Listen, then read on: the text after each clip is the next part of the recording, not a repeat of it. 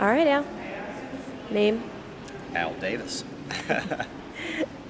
What year did you join ACA? I joined in 2010, just last week actually, and this is my first NAPFA conference. So I'm a career changer, and somewhat I've been in the financial planning business in the past, but just joined ACA last week. Okay, so you were doing financial planning before you came to us? I was actually in banking.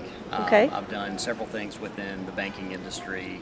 One of those was leading the wealth management team for Western North Carolina. Was fully licensed and got my CFP during that process. And about 4 years ago left to become a regional president with a community bank based in North Carolina.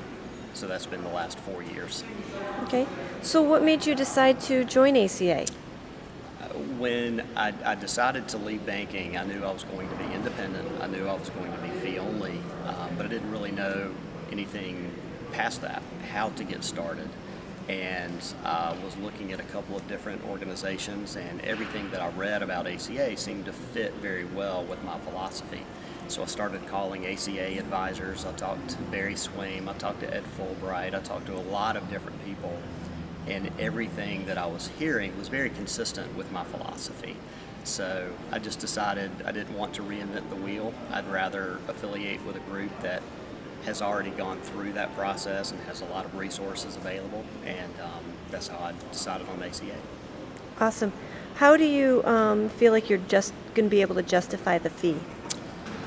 I look at this absolutely as a long-term investment in a business that I'm going to have probably the rest of my life, and the fee is, it's not inexpensive, but I think in the scheme of things for a long-term investment, it's really a non-issue because of what you're getting on the front end.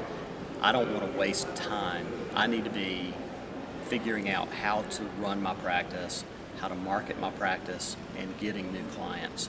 And if I pay a few $1,000s to save a lot of time, it's absolutely worth it for me.